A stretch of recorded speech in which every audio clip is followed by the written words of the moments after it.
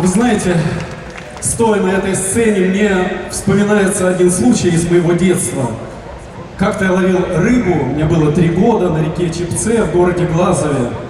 И там познакомился с одним старым рыбаком, который мне сказал такие слова: «Павлик, когда ты вырастешь и поедешь в Москву, расскажи там всем, что есть на свете солнечная страна Глазов, солнечная и родниковая страна Удмуртия». И сейчас я передаю его слова вам.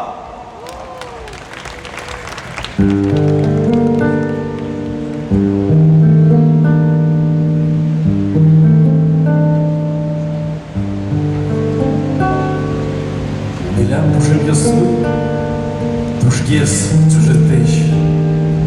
Милям уже весны, тушгес чискетещ. Нож гурт калыкмы, тушгес ужащещ.